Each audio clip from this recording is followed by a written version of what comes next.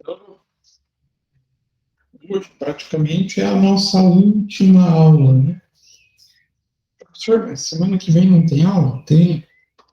Quarta-feira é o último dia de aula efetivo letivo, né? Depois começa logo no dia 2 a semana de provas. Então, falo que hoje é praticamente o nosso último dia, porque hoje eu vou falar sobre lucro real, sobre tributação do imposto de renda baseada no lucro real, e semana que vem a gente faz uma revisão de véspera de prova para vocês darem aquela relembrada no conteúdo para não ter dor de cabeça. Garanto que semana que vem aparece mais gente, né? Só puder revisão, o pessoal aparece. Não sei porquê, mas tudo bem. Mas eu entendo que vocês estão cansados, estão encerrando um ano completamente atípico de volta, né? Um ano inteiro de ensino remoto.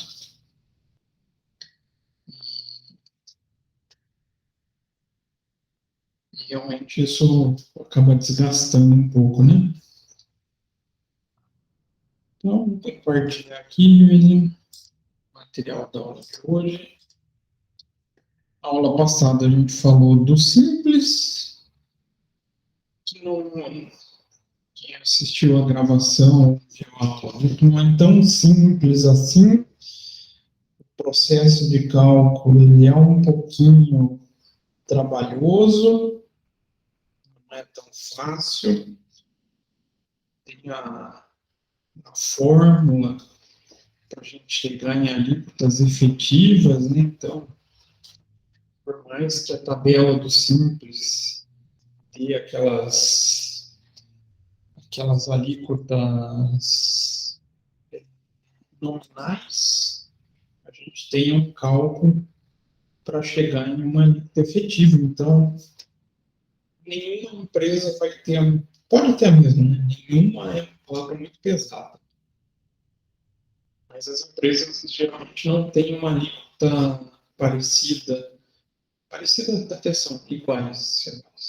As alíquotas não são iguais, porque os faturamentos variam, e isso faz com que a gente chegue em alíquotas efetivas diferentes uma da outra.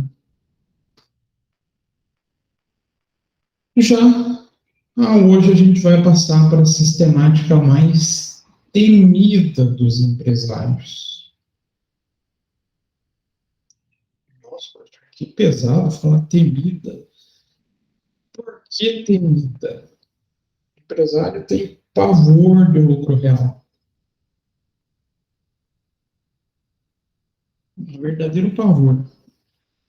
E contador também tem um certo receio. O contador não sabe trabalhar com lucro real? Não, não é o problema do próprio profissional. É o problema com a própria empresa.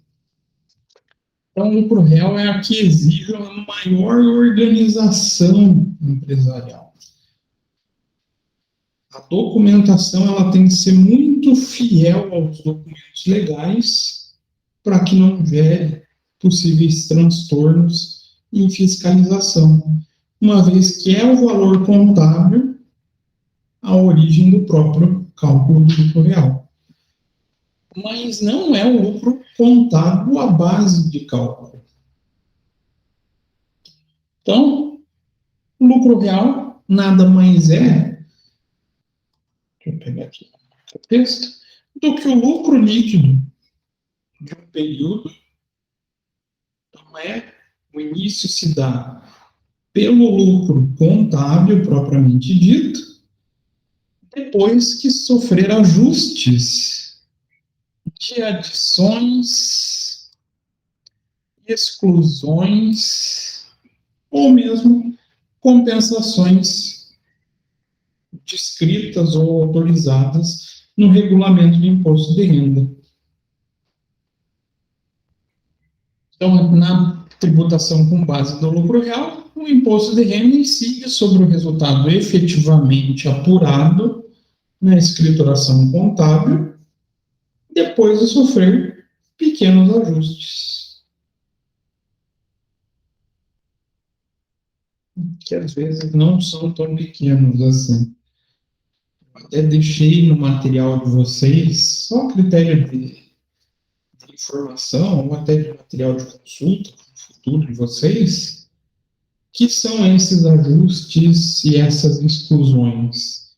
Qual a lista de possibilidades? Tá? Eu até deixei aberto aqui o material da IOB.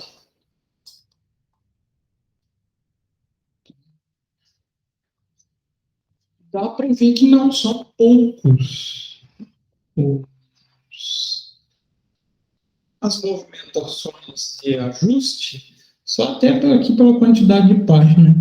Dá 34 páginas falando o que ajusta, o que a gente adiciona, o que a gente exclui. Então, cada linha dessa é um tipo de adição ou exclusão. É pouca coisa? É ajuste pra caramba. Até aqui, até a 18, foi só de adição. Aí depois a gente começa as exclusões.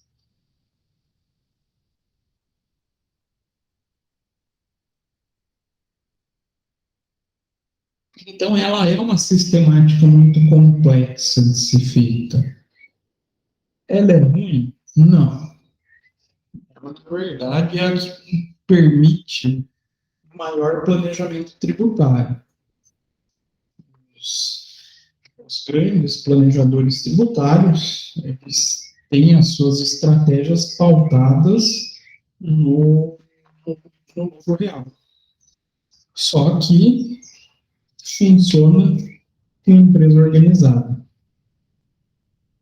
Sem a empresa organizada, o processo ele acaba não sendo muito efetivo. Então, esses ajustes são determinados pela própria legislação, vem lá do regulamento do imposto de renda.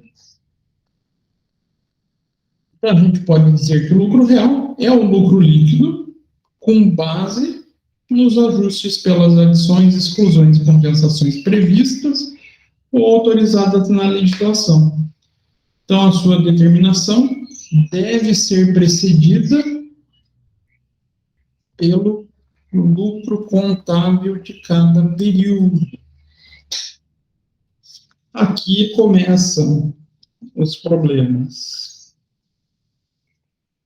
Para que a gente tenha a contabilidade fechada nos períodos corretos, lucro contábil apurado, a gente tem que ter a documentação muito bem organizada para que seja possível efetuar esse processo de apuração. Aí vem o problema do empresário brasileiro. Muitas vezes a gente vê que o documento fica faltando, vem documento misturado de sócio com o da empresa, e tudo isso prejudica o processo de apuração contábil e, por consequente, o lucro real. Né? Infelizmente, acaba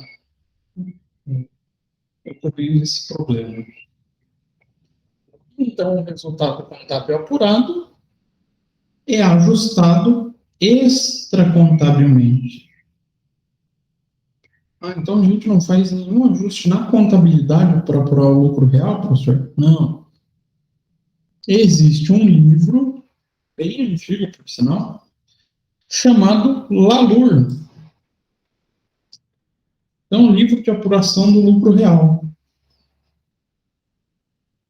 E também tem um livro de apuração da contribuição social sobre o lucro líquido. São quase hipóteses um do outro. assim, professor, quase cópias um do outro? Porque os ajustes de audição e exclusão são muito parecidos. Algumas pequenas variações existem, então é obrigatório ter os dois livros, né? Mas a gente conhece o principal. Qualquer empresário que a gente encontre que trabalha com lucro real vai conhecer a figura do valor. Então a gente faz a contabilidade, encontra o lucro real não, o lucro contábil, e vai encontrar a figura do lucro real, que é estranho, né? Porque o lucro contábil é um lucro real, mas para fins fiscais ele não é. A gente pega esse lucro contábil, leva ele para a figura do valor, e com base nesse valor, a gente começa a fazer esses ajustes para conseguir chegar na base de cálculo do imposto.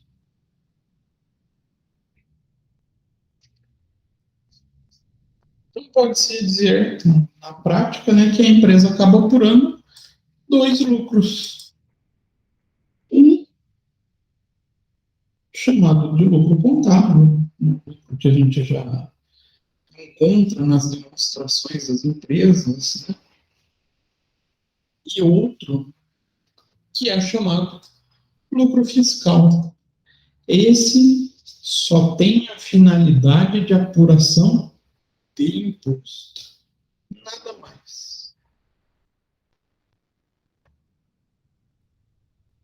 Então, empresas de lucro real, a gente acaba tendo figura de dois lucros sendo apresentados. Um para todos os usuários em geral, né?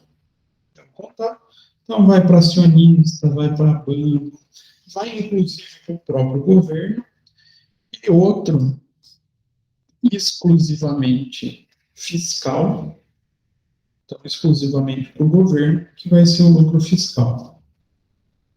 E como é que é declarado cada um deles, professor? Como é que a gente informa isso para o governo?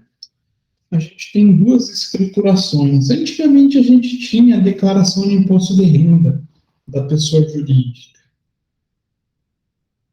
Só que hoje a gente não faz mais esse processo.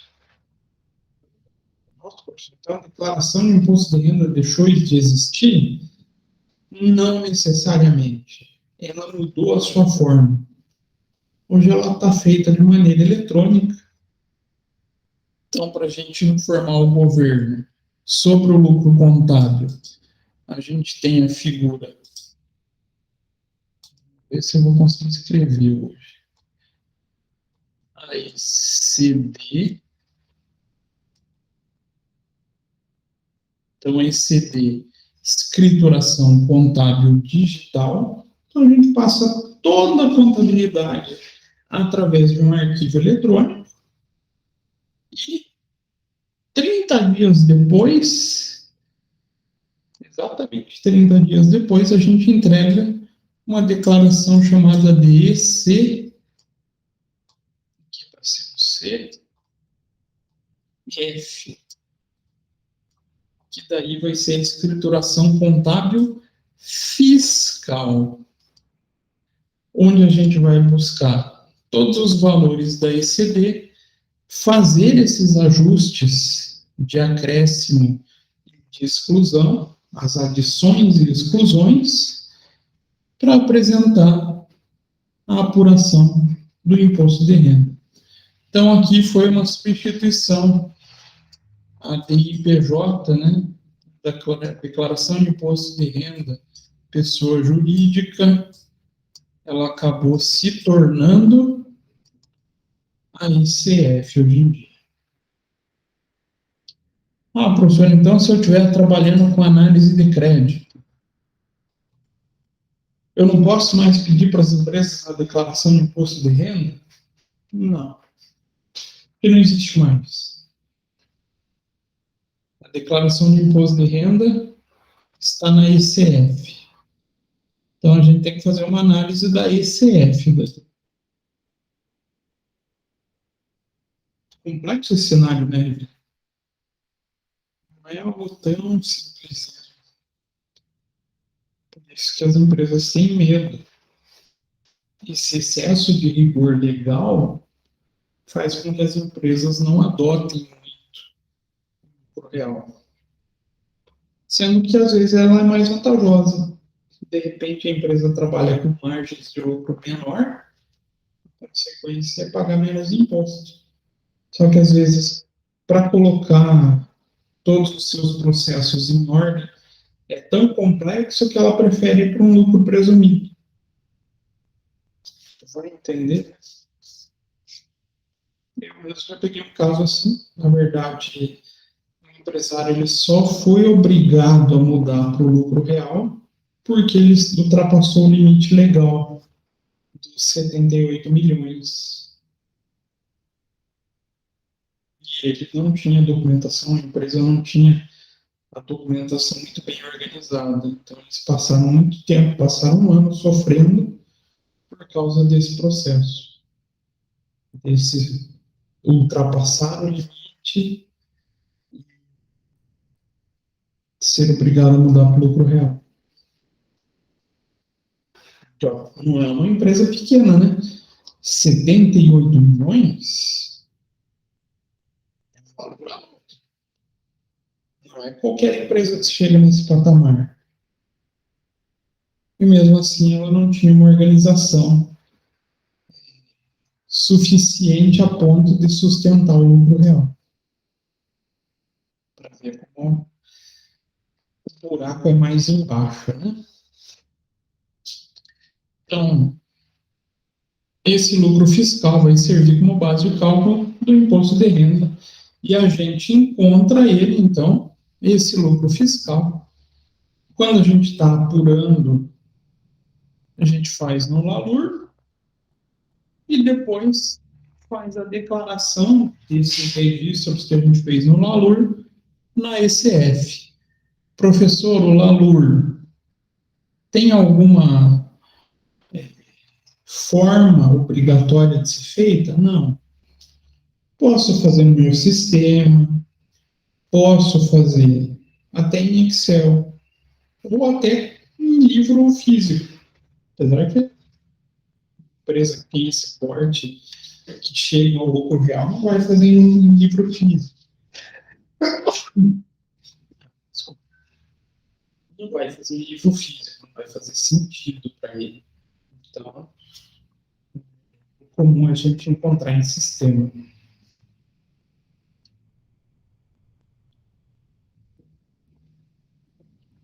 Então, esse lucro real vai ser encontrado como? A gente vai pegar o lucro contábil e fazer o ajuste, fazendo o acréscimo das adições, que é a tão chamada despesa indedutível,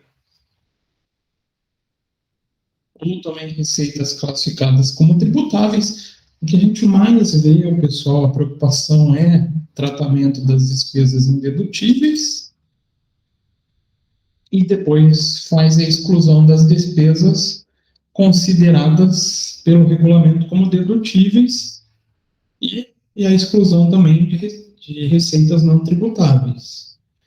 Fiz isso, já tenho a base para compensação de prejuízo fiscal.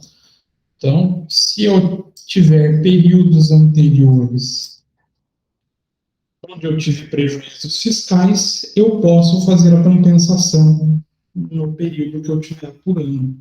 Olha, vantajoso, é o único período, é a única forma de tributação que, se eu pensar em anos anteriores, períodos que eu tenha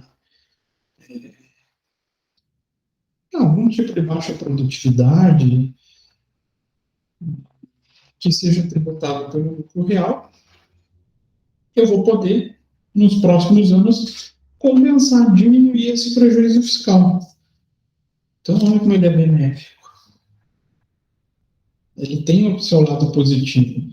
O único problema é o rigor em relação à formalidade, à documentação.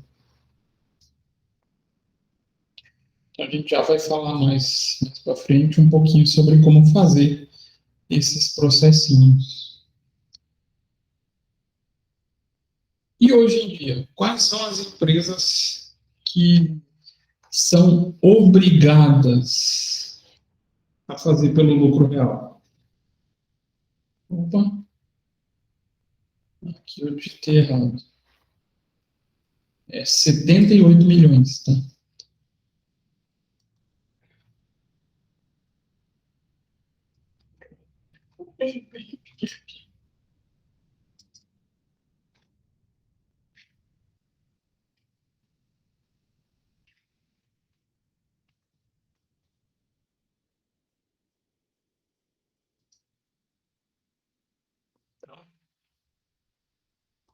Primeiro grupo de empresas obrigadas são aquelas que no ano anterior tiveram uma receita superior aos 78 milhões, limite do lucro presumido.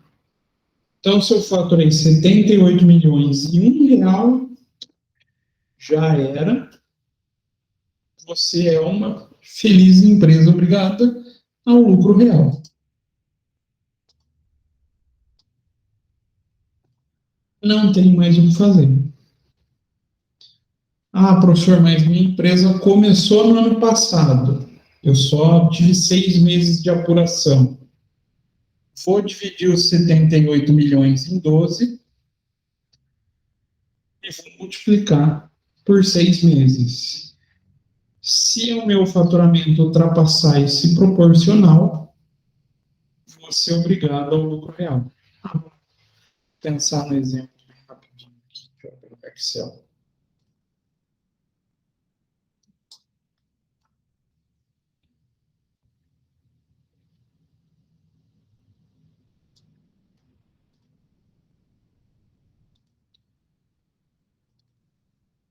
Então, supondo que lá 78 milhões, vou dividir esse valor por 12. Então, uma empresa que supostamente começa em janeiro não, em dezembro, faturar mais do que 6 milhões e 500, ela é uma feliz empresa obrigatória ao lucro real. Ah, não, ela começou em novembro. Ela, 2 meses de vida, não pode faturar mais do que 3 milhões. Não, professor, começou em outubro.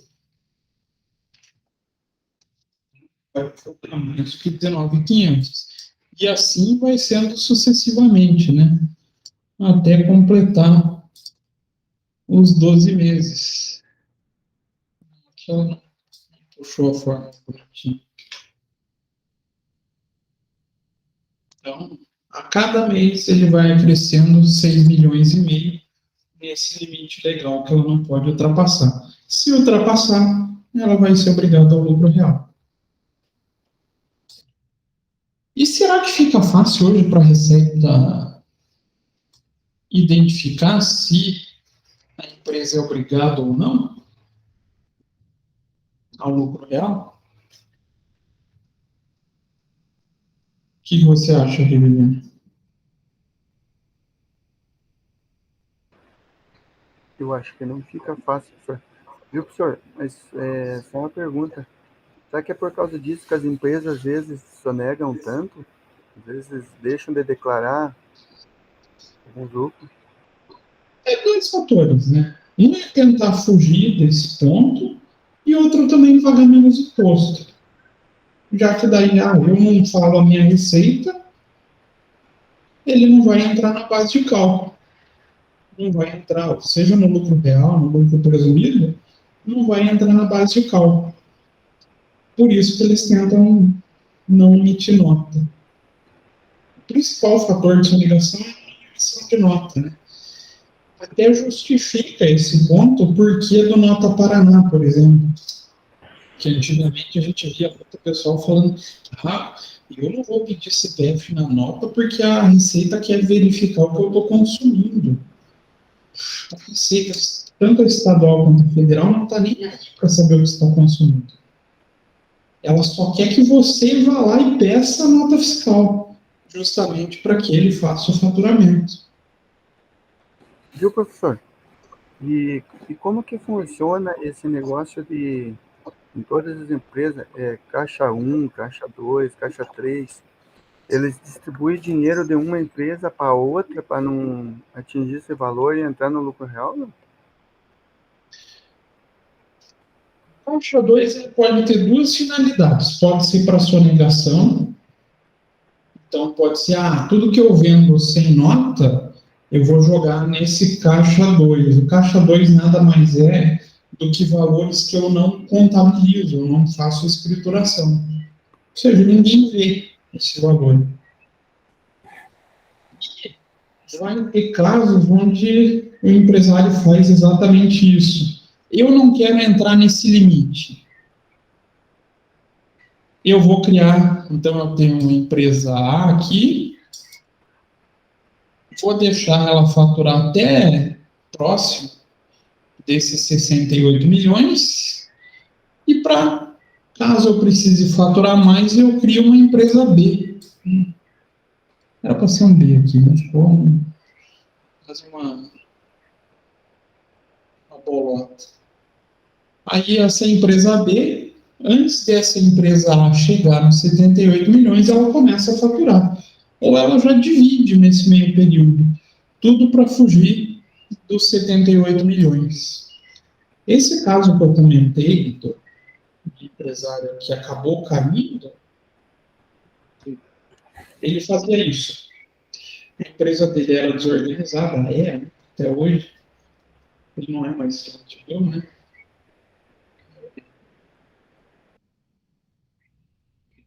E com essa desorganização, ele acabou, inclusive, deixando essa empresa principal passar dos 78 milhões. O que ele tinha que passar de faturamento para a segunda empresa aqui, ele perdeu o controle e não faturou. Quando ele viu, ele extrapolou o limite. Então, ele fazia essa estratégia de criar duas empresas para não atingir esse teto. Professor, mais uma dúvida minha. Agora já puxando um pouco para interesse meu. Que nem na empresa que eu trabalho, nós recebemos o PL. E o PL ele é baseado no lucro da empresa, entendeu? Se ele pega e desvia, por exemplo, o lucro para outra empresa, que ele tem uma empresa com um segmento diferente, por exemplo, para sonegar imposto. Aí o PL que ele vai distribuir para os funcionários não é o real, né? Não, vai diminuir. Porque daí ele está distribuindo dinheiro para outras empresas. Né? Uhum. E aí, como vocês não fazem parte do quadro de funcionários dessa empresa, não existe a distribuição de lucro por parte dessa empresa. Como que o troço é curioso, né? Uma coisa vai puxando a outra, né? Aí, tudo isso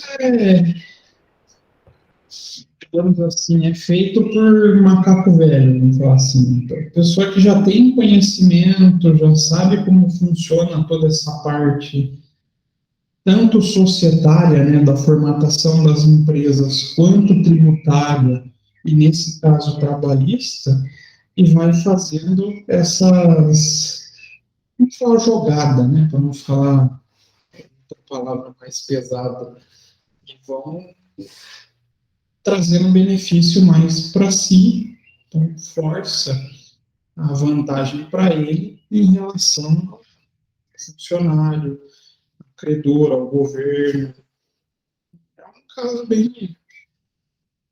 Só que o governo ele tem uma ferramenta, né, que ainda tem muita discussão sobre essa atuação, mas existe, ela veio do direito italiano, gente acabou se apropriando dessa teoria no direito italiano, que é a desconsideração da personalidade jurídica. Tanto na esfera trabalhista quanto na tributária, essa teoria veio ganhando força. Então, nesse caso de vocês, não sei se é um caso real, mas da sua dúvida, a empresa tem duas empresas, ela distribui PR só de uma. Se um funcionário entra na justiça trabalhista e questiona isso, o juiz ele tem o poder de entendimento. Por exemplo, essa empresa B, ela nada mais seja do que a mesma personalidade jurídica da empresa A. Então, ele faz uma desconsideração da personalidade jurídica B. E daí passa como a empresa A com todos os resultados junto com a B. Isso no direito trabalhista já tem um pouco mais de tempo. Mas no direito tributário isso ganha força também. Então, os fiscais, eles vêm buscando essa percepção se existe uma segunda empresa que seja só para finalidade de evasão tributária. Então a ideia aqui é só sonegar imposto. Ele aplica a teoria da desconsideração da personalidade jurídica, então essa empresa deixa de ser considerada uma empresa separada e passa todo o faturamento para essa empresa A. E eu já presenciei um caso assim, só com a união dos dois faturamentos, a multa da empresa ficou, tanto a parte da apuração do imposto mais a multa, foi de 64 milhões de reais. Então, às vezes pode ser economia, se não for muito bem pensada, pode acabar se tornando um buraco gigantesco para a empresa. Então, tem que tomar muito cuidado sobre essa forma de pensar, eu vou criar essa malandragem ou não. A empresa é bem estruturada, tem o seu pensamento bem organizado, com assessoramento de bons profissionais em cada área, não vai precisar desse ponto. Ela pode usar. Pode falar, Vitor. Viu, professor? E outra dúvida. Esse negócio da empresa ficar mudando de nome, de razão social, também é para sonegar, também entra nesse negócio aí também, né? Às vezes ela muda. Pode ser para sonegação, ou mesmo até para evasão no sentido de fugir de credor. Aqui também é caso assim. Então, a empresa vai mudando de razão social, ou às vezes até mudando de empresa mesmo, como sabe, a empresa aqui está funcionando, mas eu vou abrir outro CNPJ no mesmo lugar, o CNPJ antigo eu abandono, deixo para lá e começo com um CNPJ novo, como se fosse uma empresa nova. Às vezes tudo isso é para fugir de credor. Essa parte do direito é um pouco complicada, porque tem gente que vai pensar em como bloquear isso, mas vai ter gente pensando em como se utilizar disso para fugir da justiça. Penso. Por isso que eu não gosto muito do direito em si, da advocacia. Eu atuo como perito contábil, mas a vantagem do perito é que a gente não faz em fila, né? A gente faz só levantamento com base em técnica. Então, a gente não precisa ficar omitindo nada. Mas os advogados, eles têm muito esse perfil de um excesso de tentativa de defender o seu cliente. Às vezes, eles tomam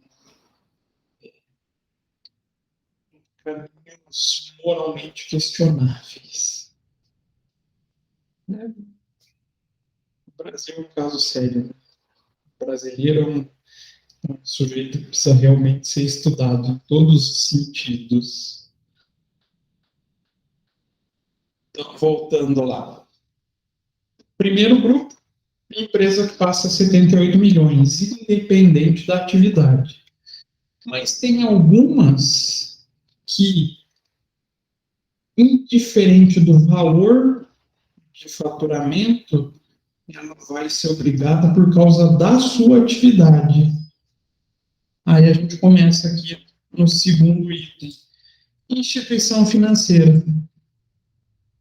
Então, a gente vai pensar em banco. Banco é sempre lucro real. Ah, mas ele fatura só 100 mil por mês. Tá certo? Não vai faturar isso. Né? Mas, fatura 100 mil por mês. O lucro real. Você é instituição financeira, você é obrigada à apuração pelo lucro real. Outra situação. Empresas que tiveram lucros, rendimentos ou mesmo ganho de capital com origem no exterior. Não que eu faça importação e exportação, tá? A gente tem que separar essa figura. Se eu trabalho com exportação, por mais que o dinheiro venha do exterior, o lucro teve a sua origem em uma atividade brasileira. Quando que se enquadra esse lucros, rendimentos ou ganhos aferidos no exterior? É quando eu desenvolvo uma atividade lá fora. De repente eu abro uma filial, né, a gente chama de sucursal, em outro país. Eu vou abrir, não sei, acho que a Argentina está um bom país para trabalhar. Tá certo que não está, mas tudo bem. Vou abrir uma filial lá. Pronto. Você vai manter uma relação onde virá lucros dessa suposta filial, né? Você já está obrigado também ao lucro real. E tem como a Receita pegar? Tem. Porque hoje é só um banco que faz essa tramitação de lucro. De lucro não, né? De valores. De transitar valores tanto saindo do país quanto vindo para o Brasil. É o Banco do Brasil. Que é o Banco do Governo, né? O Banco do Governo. Então, uma das funções extrabancárias do Banco do Brasil é fazer esse controle de remessas, tanto do exterior quanto para o exterior. Então, também é facilmente identificada. Outra, a área de escolha da empresa, que, autorizadas pela legislação tributária, usufruam de benefícios fiscais relativos à isenção ou redução de imposto. Então eu quero me aproveitar lá da isenção da Zona Franca de Manaus. Então tem o problema da Zona Franca de Manaus, eu acho benéfico abrir minha empresa lá, para você poder usufruir desse benefício fiscal, você só vai conseguir sendo optante do lucro real. Se não, você pode instalar com a empresa lá, você não vai ter direito ao benefício. Mas, às vezes, esse benefício é tão vantajoso que as empresas acabam adotando. Um bom exemplo positivo entrou nessa jogada, né? Porque que hoje a Positivo não detém a fábrica só aqui em Curitiba. Ela abriu lá em Manaus, buscando benefício fiscal. Hoje o principal ponto de benefício fiscal significativo é a Zona Franca de Manaus. Outro ponto, que no decorrer do ano calendário tenham efetuado o pagamento mensal por estimativa. Na verdade, aqui daí já vem de escolha mesmo, já que a estimativa ela é um processo de apuração dentro do lucro real anual. A gente vai ver aqui para frente que tem duas formas do lucro real. O anual permite que a gente faça estimativas. Então, não tenho a contabilidade fechada, estou com algum problema que eu não consegui fechar no prazo, posso fazer um recolhimento através de uma estimativa. Ele depois vai ser ajustado dentro do lucro real anual. Mas aí você já está obrigatório ao lucro real anual. E, por último, explorem as atividades de prestação cumulativa e continuada de assessoria creditícia, mercadológica, gestão de crédito, seleção de risco, administração de contas a pagar, receber, compra de direitos creditórios de venda mercantil a prazo e prestação de serviço de factoring. Nada mais é do que uma extensão aqui das instituições financeiras, né? Então, serviços relacionados a crédito também são obrigadas à apuração pelo lucro real.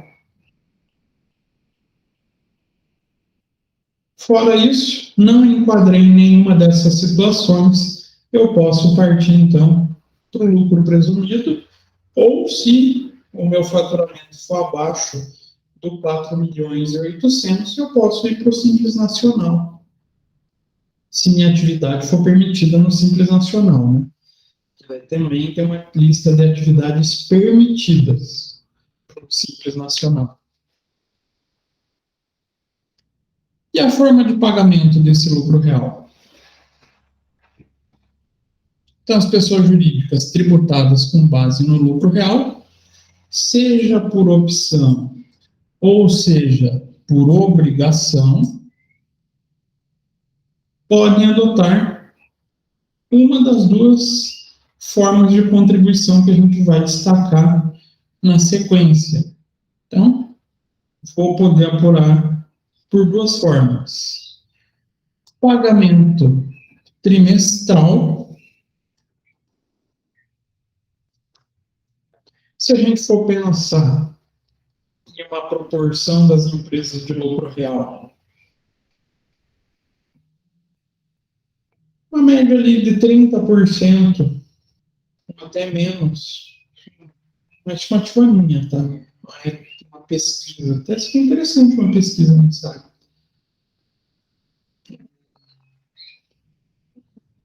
Esses 30% acabam adotando o pagamento trimestral como forma, porque ele dá uma exigência maior ainda sobre o tratamento da contabilidade. Então, exige um tratamento maior por parte da empresa nos seus controles. Então, pouca empresa faz isso.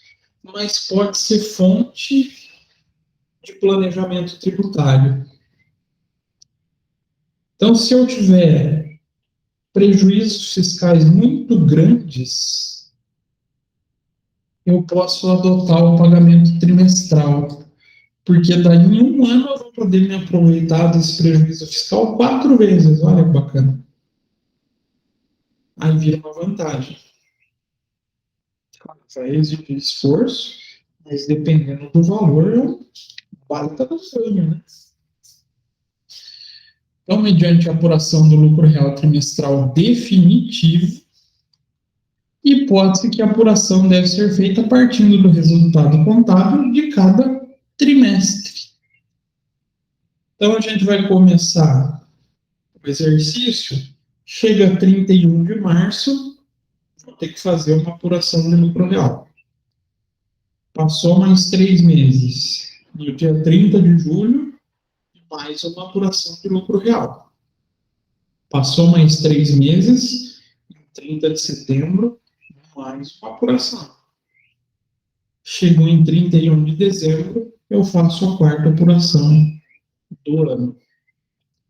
Então, a cada trimestre, eu vou ter que fechar efetivamente um balanço contábil. E, com base nesse balanço contábil, eu vou fazer uma apuração e essa apuração ela vai ser definitiva e eu não tenho como ajustar nos próximos períodos. Esse é o problema. Não tem mais como mexer. Tem como retificar, né? Fazer a correção, mas aí tudo que eu pagar a mais vai ser com multa e juros, diferente do lucro anual. E esse resultado vai ser ajustado também pelo LALUR, fazendo todas as adições e exclusões e principalmente as compensações de imposto, que é o principal, pelo menos na minha visão, o principal benefício tributário do pagamento ou da apuração trimestral é você poder compensar mais prejuízos em um período.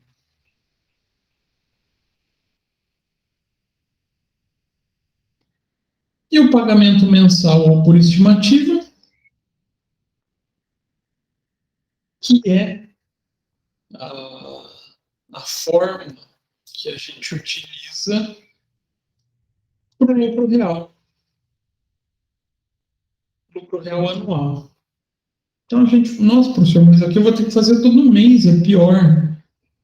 Parece pior, mas não é. Por quê? Mesmo eu fazendo mensalmente a apuração do imposto, eu vou conseguindo ajustar nos próximos meses. Então eu só vou fazer uma apuração definitiva em 31 de dezembro, com o resultado de 31 de dezembro. Mas se eu tive, nesses períodos anteriores, uma apuração que possa ter sofrido alteração, ele vai automaticamente, ou a gente vai fazendo a correção nos próximos meses, até que a gente feche a apuração anual. Então, o controle acaba sendo um pouquinho mais maleável durante o ano. Então, aqui no trimestral, a gente vai ter que ter um controle mais efetivo, porque para fechar cada trimestre demanda mais trabalho, mas no pagamento mensal por estimativa, a gente tem a maleabilidade durante o ano. Então, nessa forma de pagamento, a base de cálculo do imposto de renda devido mensalmente será um valor determinado por meio da aplicação de percentual sobre a receita bruta.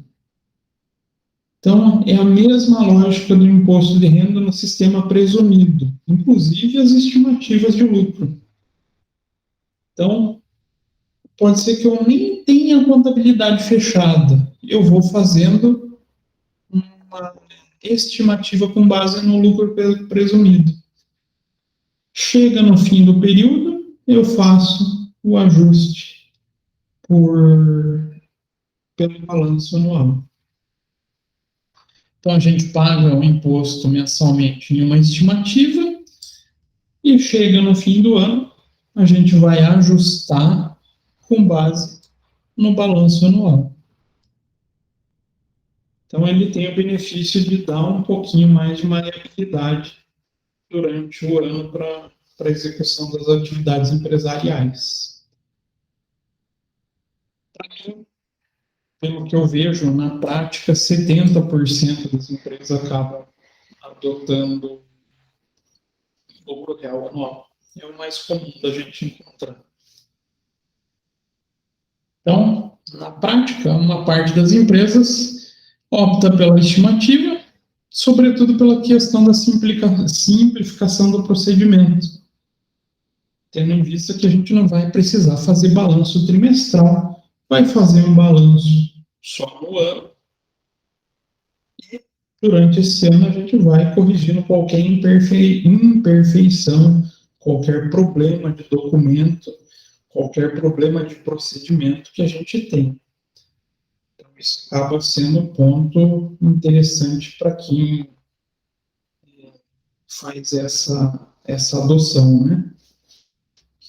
E outro fato que essa empresa também tem de adotar o balancete não, a apuração anual por estimativa, é que a pessoa pode suspender ou até reduzir o pagamento em qualquer momento. Ei, professor, como assim?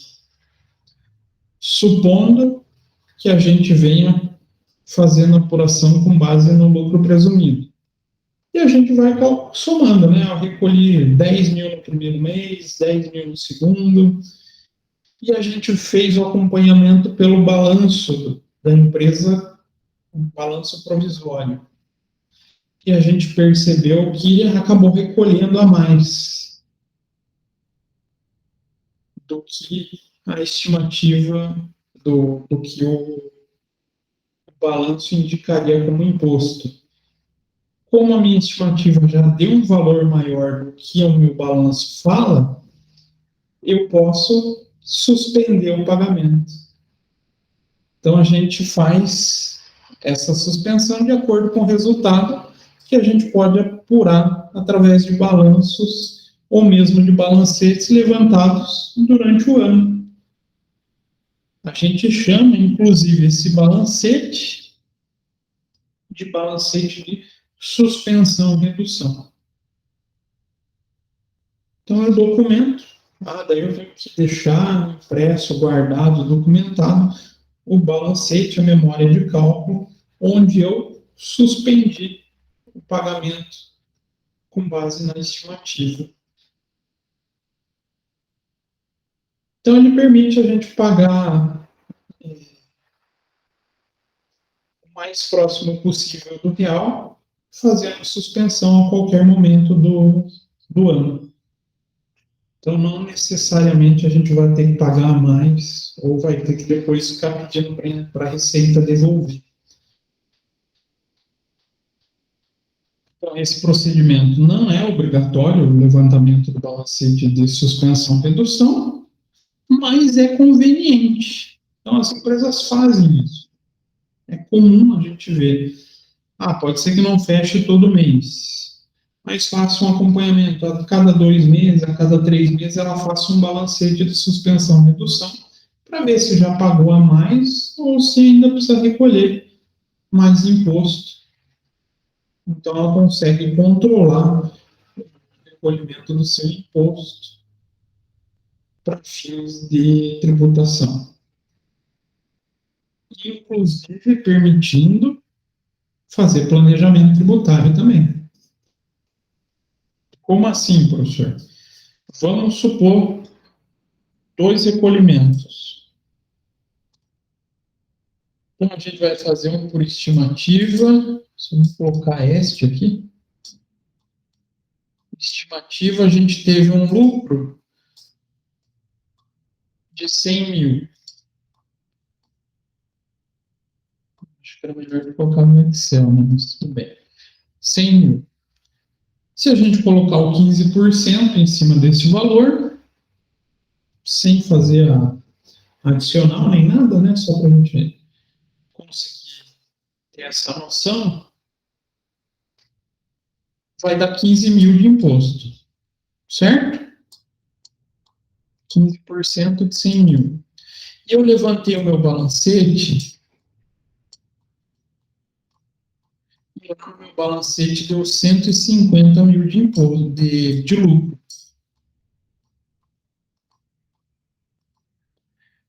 Teoricamente, quanto que vai dar aqui? 15% de 150 mil? 22.500? Acho que é isso.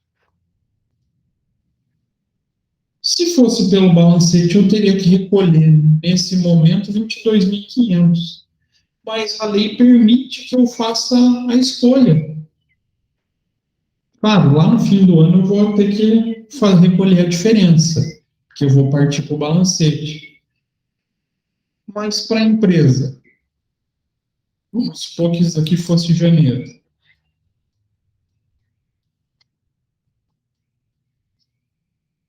É vantajoso deixar de recolher esses 7.500 aqui, de recolher só lá em dezembro? O que você acha, Guilherme?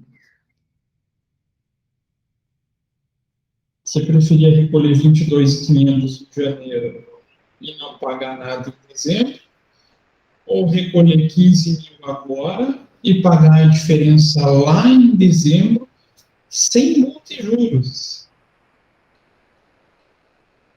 A recolher agora, né? Recolher agora? Pois é. Pense no empresário. Sei lá, professor. Ó, você não vai precisar pagar multa e juros deixando para dezembro. Ah, então deixa para dezembro, né? Exatamente. Por quê? Ah, professor, eu tenho medo de gastar esse valor. Aplica. Se eu aplicar, eu vou estar ganhando dinheiro, né? Então, em vez de passar para o governo e não ter rendimento nenhum, eu posso escolher recolher pela estimativa e fazer a diferença aí rendendo até dezembro. Chega em dezembro, eu retiro da minha aplicação e pago o imposto. Vou ganhar dinheiro em cima da própria opção tributária. Interessante isso, né? Então, quando a gente fala em estimativa, ela não é uma modalidade de tributação em si. Ela é um complemento, uma forma de pagamento do imposto, do imposto de renda com base no lucro anual, né? Então, ela é só uma forma de pagamento do imposto de renda do lucro real anual.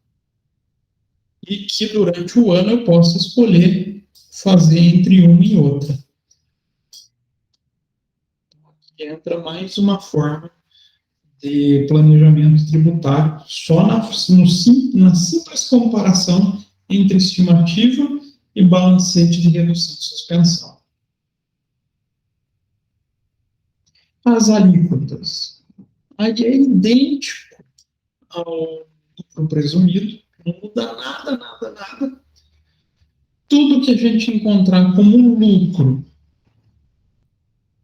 a gente vai pagar 15% sobre o total do lucro encontrado, do lucro fiscal, né? E que esse 15% é o que eu costumo falar da alíquota normal, né? E tudo que ultrapassar o 20 mil ao mês, a gente vai calcular um excedente, que é o imposto de renda adicional, de 10% sobre o valor que excedeu esse 20 mil ao mês. Como é 20 mil ao mês, se eu estiver fazendo a opção do lucro real trimestral, esse limite eu vou multiplicar por 3 meses, né? Então, tudo que ultrapassar 60 mil, mais 10%. Se a gente parar para pensar, 60 mil é uma piada, né? Olha, empresas que faturam lá acima de 78 milhões, 60 mil não faz nem cócega na base de cálculo, né?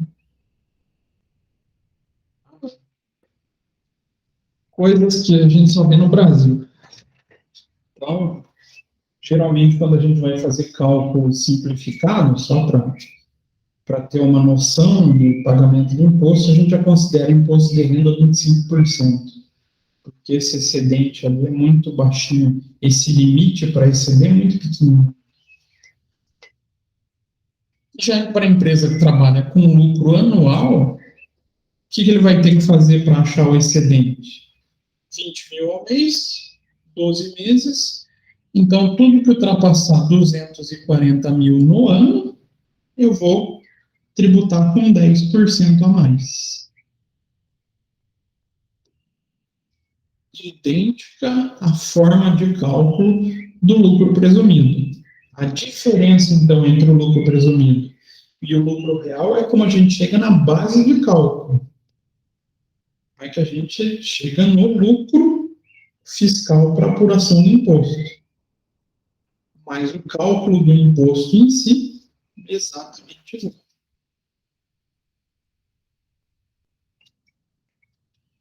Então, vale lembrar que para empresas que estão registrando prejuízo, o lucro real é mais vantajoso.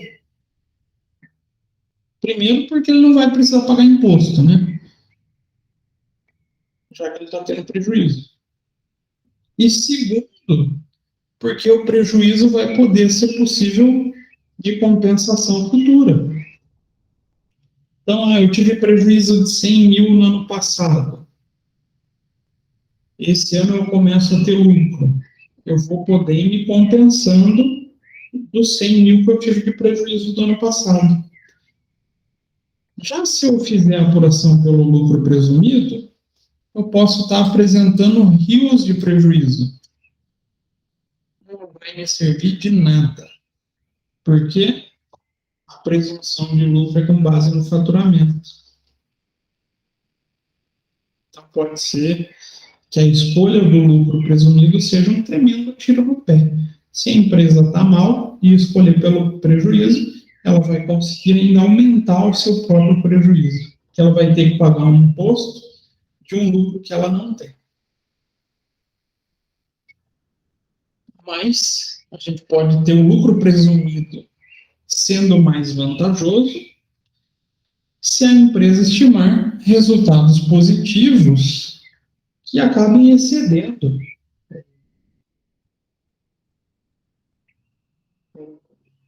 o percentual de lucro presumido. Vamos supor que a gente esteja trabalhando em uma atividade de comércio.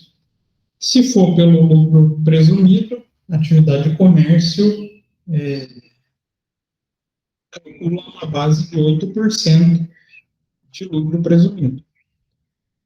Mas eu olho lá na minha contabilidade, eu estou tendo 15% de lucro em cima da minha receita.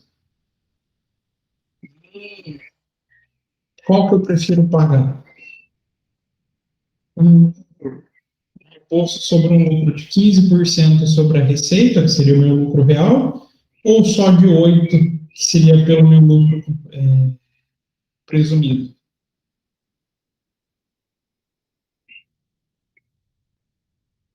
Vamos supor que a gente tem um faturamento de 100. Vou pegar aqui 100. Nossa, falta 0. Se for pelo lucro real, dá 8%. 8% meu lucro presumido, desculpa. 100 mil vezes 8%, a minha base de cálculo era para ser um 8. Vai ser 8 mil. E se eu tiver uma empresa com uma lucratividade de 15%, 15% de 100 mil, 15 mil.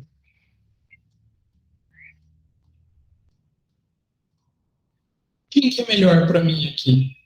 Pagar sobre 8 mil ou sobre 15 mil?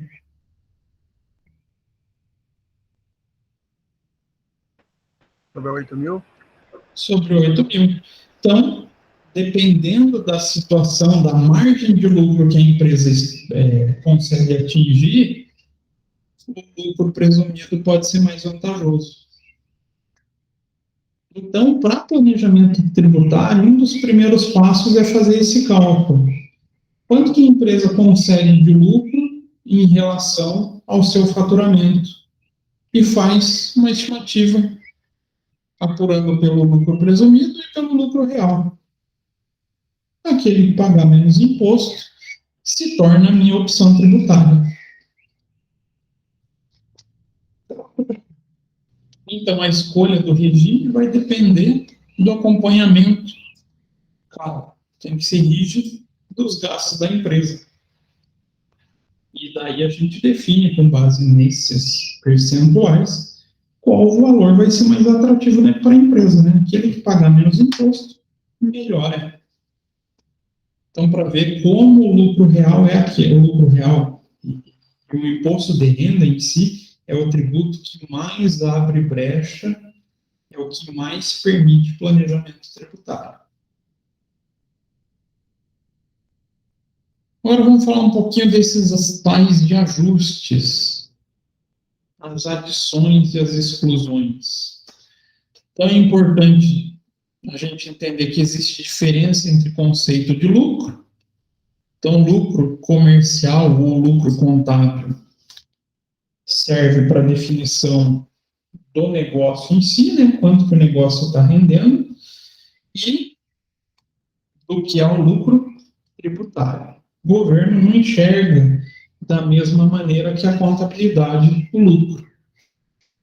Então, a gente pode afirmar que esses ajustes efetuados no lucro líquido, para se chegar no lucro real, tem justamente o motivo ou a forma de conciliar essa abordagem da contabilidade com a abordagem que o físico quer. Então, a gente faz ajuste para chegar no que o governo espera. Sacanagem isso, mas é uma realidade, né? Correto seria por um lucro real, ali deveria, o lucro contábil, ali seria a base de cálculo, mas o governo não aceita tudo que é contabilizado como lucro. A gente tem esses ajustes a serem feitos.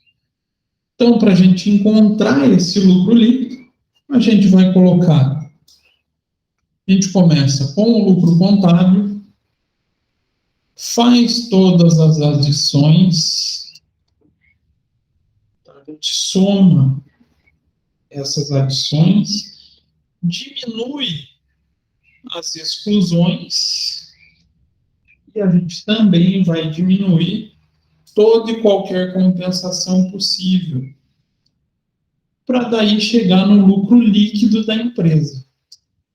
E com base nesse lucro líquido ou o lucro real,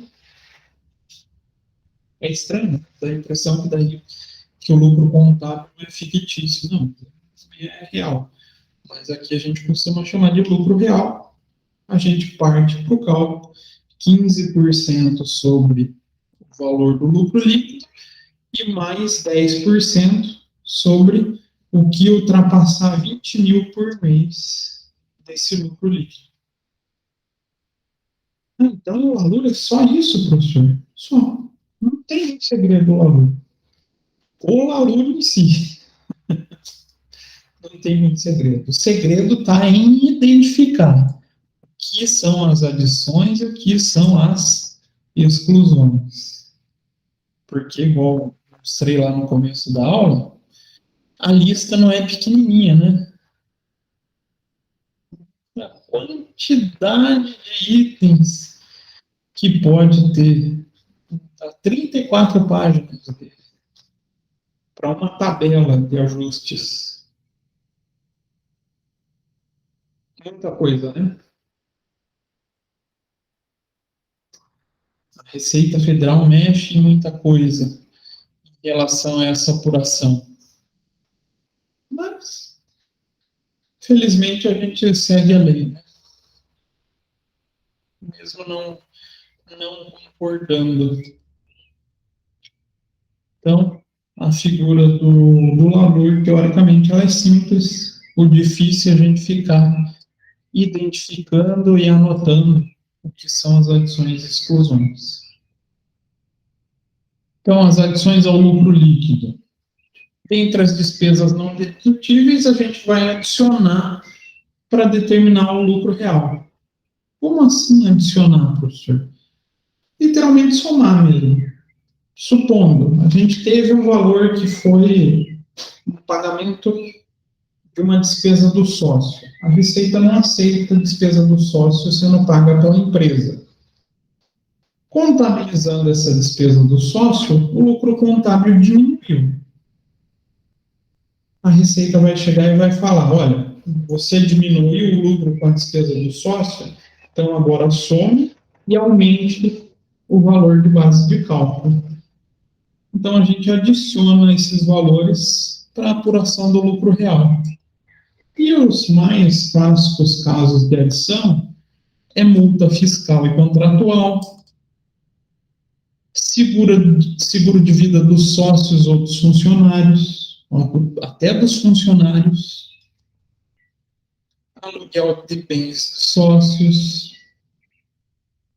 perdas com aplicação financeira, despesa com propaganda, alimentação do sócio, tudo isso a Receita entende que não deve ser pago pela empresa. E daí ele manda, ó, você gastou com esses valores? Some de volta ao lucro para que a gente faça a apuração do lucro real. Daí entra a questão, será que é real mesmo?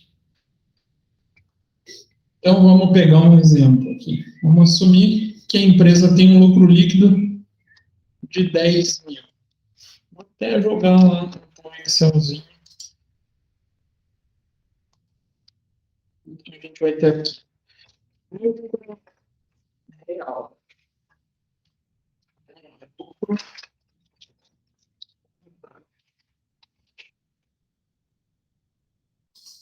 A gente vai começar a apuração trazendo o lucro do período. 10 mil. Slide. E teve despesas de 2.500 com o pagamento de seguro de vida nesses sócios. Nesse caso, assumindo que a empresa não tem incorrido em outras despesas. Como que a gente vai chegar no lucro real? A gente colocaria aqui adições. A gente vai somar aqui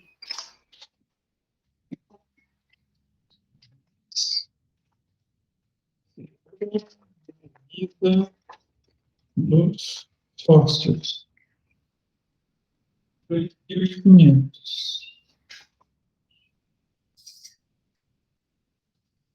Depois a gente teria um grupo chamado deduções. Nesse caso aqui, vamos considerar por enquanto que é zero. A gente vai contar o lucro antes das compensações. Que vai ser o quê? 10 mil mais as adições menos as deduções. Então, a gente vai pagar um imposto com base em um lucro de 12.500. Então, o lucro líquido que a gente vai encontrar como ajustado, 12.500. Então, a gente vai pagar o tributo, em vez de sobre 10 mil, vai ser sobre 12.500. Essa é a figura das adições. Mas a gente também pode ter exclusões. A primeira com as despesas dedutíveis. Então, algumas despesas são consideradas dedutíveis para fim de cálculo do lucro real, mas não são consideradas no lucro contábil. Nesse caso, então, a empresa pode abater do lucro líquido para determinar o lucro real. Então, exemplo desse tipo de despesa, a gente pode citar gasto com depreciação acelerada, que na contabilidade a gente não costuma fazer, mas com o devido pedido à Receita Federal, a gente pode usar ela para fins de tributação, crédito de sócio acionista, e tem vários outros exemplos. Então, vamos continuar nesse pensamento do Lalur. Então, a empresa teve o mesmo 10 mil de lucro. Opa.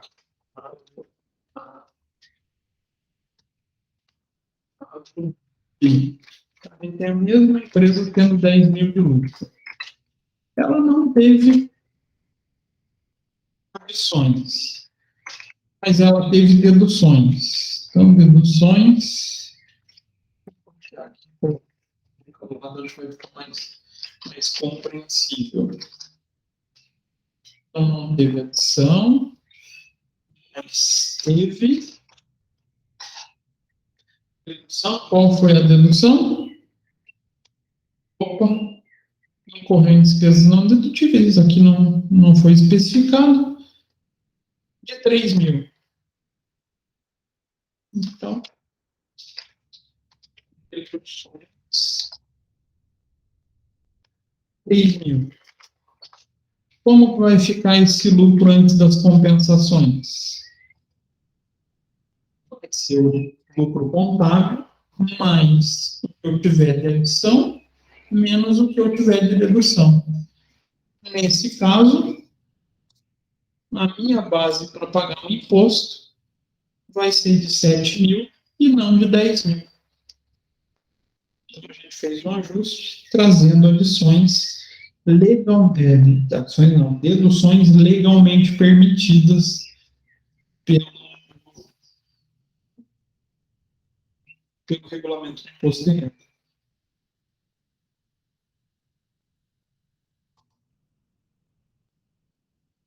E a gente pode ter a figura de compensação de prejuízo fiscal. Então, aquele prejuízo que a gente teve em exercícios anteriores. Mas ele tem uma regrinha. Eu não posso deduzir tudo de uma vez. Então, as empresas podem utilizar os prejuízos fiscais para compensar ganhos futuros, desde que respeite o lucro máximo de 30% do lucro depois das adições e exclusões previstas na legislação tributária. Então, no caso que a empresa apura o lucro anualmente, o limite dessa dedução vai ser de 30% do lucro real antes da compensação do lucro auferido no ano calendário. Já entre as empresas que apuram trimestralmente, ela pode compensar 30% antes de cada trimestre. Então, a gente pode aproveitar 4 vezes o prejuízo fiscal. Então, a parcela do prejuízo não pode ser utilizada para compensação e pode ser usada para abater o lucro líquido ajustado em exercícios futuros. Vamos pensar nesses dois casos. Vamos supor que a gente tem um prejuízo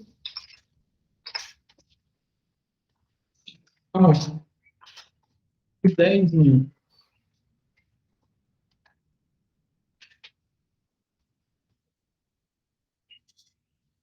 Então, lá em anos anteriores, a gente acumulou um prejuízo de 10 mil. Quanto que eu vou poder compensar, tanto no caso A quanto no caso B? Então, pensar. Vou ter que encontrar 30% do lucro ajustado com adição e exclusão. Então, 12.500 vezes 30%, esse meu prejuízo, vou poder compensar 3.750. Marcando compensação X menos 3.750. Vai sobrar quanto? Prejuízo fiscal.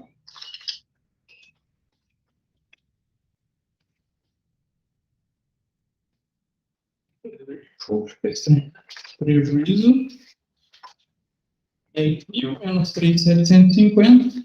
Aqui eu vou fazer 10 mais 3.750. Aí vai sobrar 6.250. Ah, não, professor, aqui não era 10 mil, era só 2 mil. Mais o 30% dá 3.750. Posso usar todo o valor daí. O 30% é só para definir o limite sobre esse 10 mil que eu posso usar. Se fosse o mesmo 10 mil para o caso B, como é que ficaria aqui?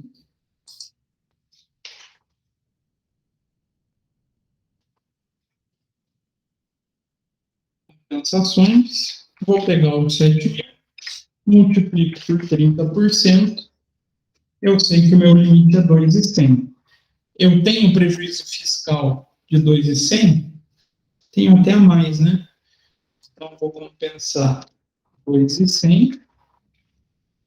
Os próximos períodos, 7.900 para poder se compensar. Então, a minha base de cálculo, o meu lucro real, vai ser o quê? o 12.750 menos a compensação. E aqui eu aplico a alíquota do imposto. No caso B, 7.000 menos 2.100, vou pagar o tributo só sobre 4.900. Esse 30% é o que geralmente o pessoal faz mais confusão. E o pior risco que existe é o pessoal desconsiderar o prejuízo fiscal, esquecer de usar ele. Ah, dá diferença, professor? Vamos estimar aqui. Só com 10 ou 15%.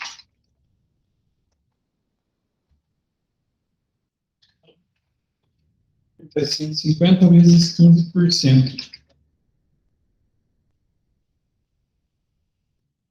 Utilizando a compensação, vou pagar 1.312. Ah, eu errei na apuração e esqueci de compensar. Vou pagar 1.875. É um valor significativo para uma empresa dessa?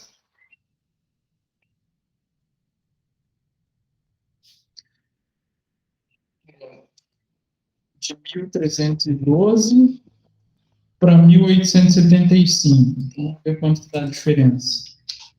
1.875 menos 1.312, 562,50.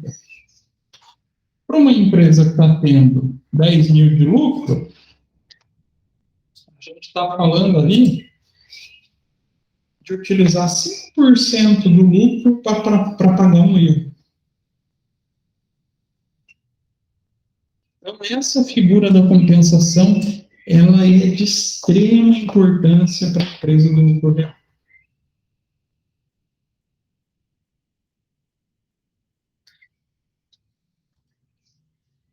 E, finalizando, a gente pode fazer a dedução também de incentivo fiscal. Incentivo fiscal, na sua grande maioria, não é sobre a base de cálculo, mas já é sobre o imposto devido. Trouxe aqui alguns dos principais incentivos fiscais. Então, a gente participa do PAT, Programa de Alimentação do Trabalhador. A gente pode deduzir até 4% do imposto devido. A gente pegaria aqui desse 1.312, do PAT. A gente pegaria o valor do imposto vezes 4%, pode deduzir R$52. Então, o imposto vai recolher 1.312 menos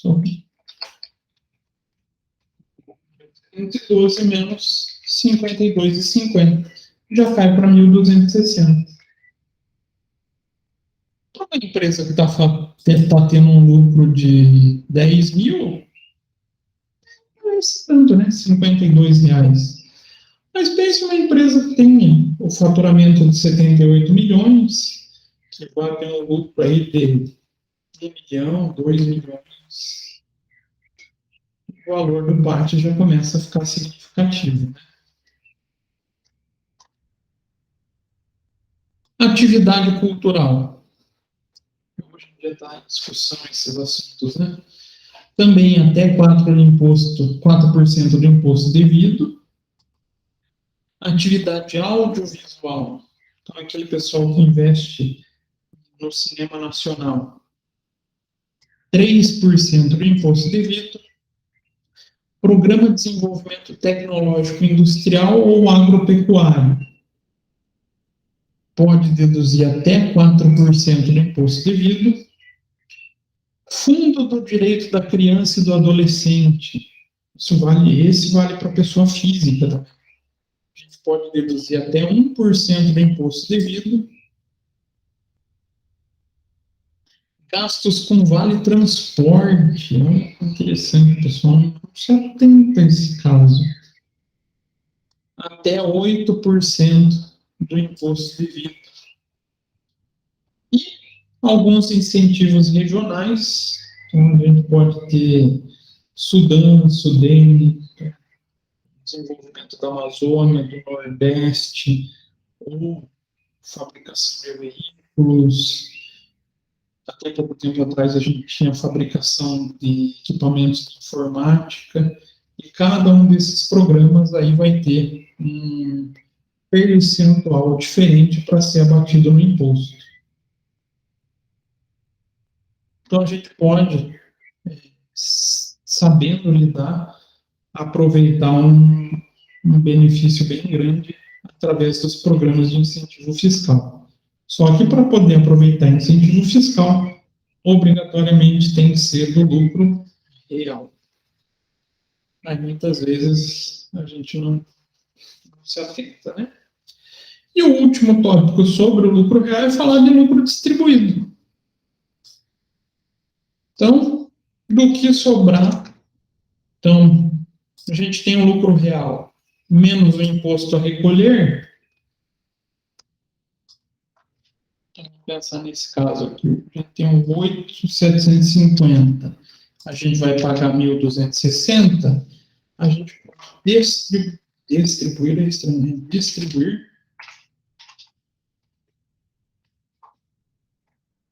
7.490 de lucro. E qual o benefício disso?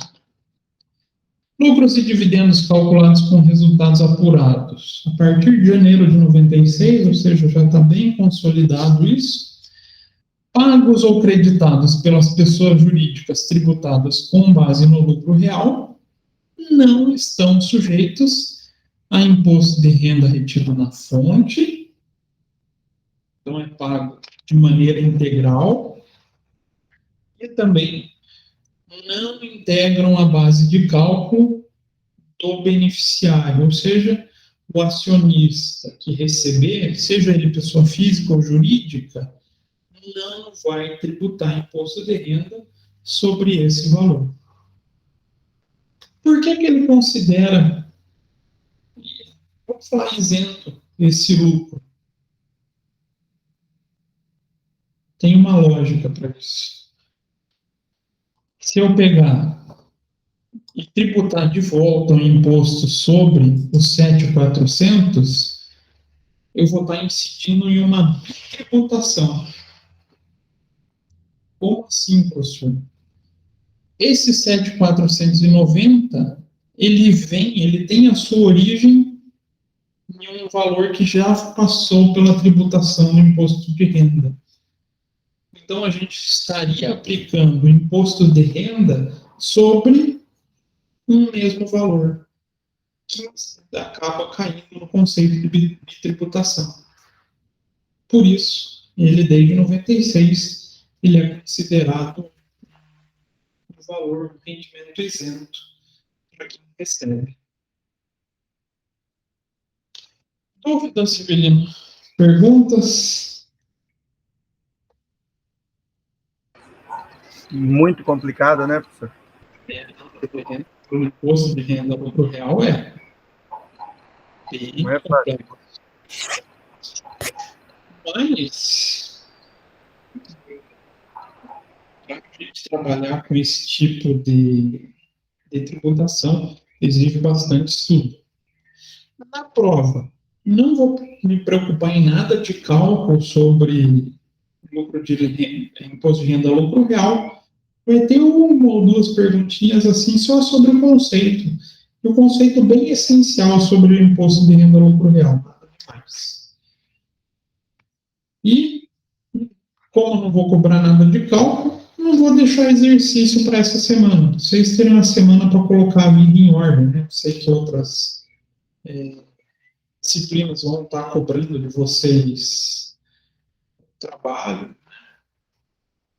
então eu não vou conturbar ainda mais a semana de vocês. E na semana que vem, daí a gente faz uma revisão para a prova, para daí vocês irem mais tranquilos para a semana de prova. Beleza? Beleza, professor. Essa apuraçãozinha aqui Eu vou deixar lá no AVA a título de curiosidade, né? Título de acompanhamento, mas a gente não vai precisar calcular. Daí eu já vou colocar lá no AVA a planilha e a gravação do vídeo. Daí a gente se encontra semana que vem. Tá bom? Tranquilo. Tá. Desejo para você uma boa quarta-feira, uma boa semana. Isso aí, professor. Tchau, boa semana para você também. Até mais. Obrigadão. Até.